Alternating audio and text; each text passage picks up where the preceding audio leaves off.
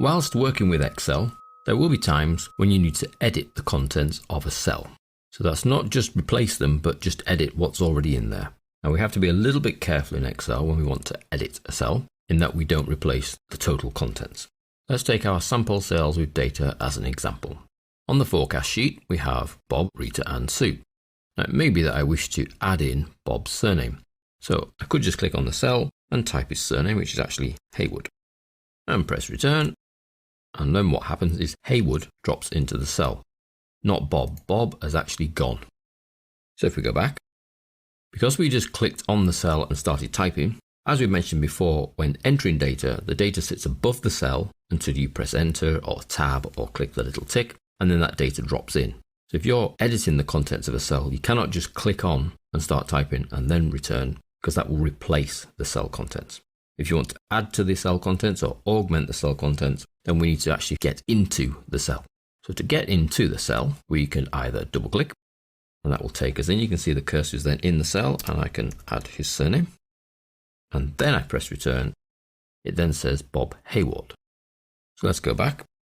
There are a number of ways of getting into the cell. So you've seen double click works. We could select the cell and then go up to the formula bar at the top and click in to the formula bar. And then you can space and type his surname.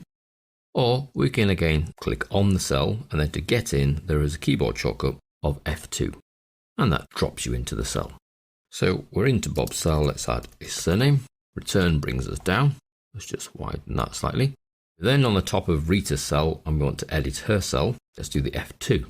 Cursor drops in. Rita Brown. Return. Brings me down to Sue's cell. Let's add her surname up here. Sue Green. And again, I could press return, or I can click the little tick. And that's effectively the same as return, but I don't move down to the next cell below. I stay on that cell, but I've entered the contents. So that's editing cell contents. F2, double click, or up in the formula bar. If you happen to be on a numeric cell and you want to make a change, it's the same thing. Keyboard shortcut in this case, F2, drops me into the end, and I could move along to the beginning, delete the 6 and put a 7.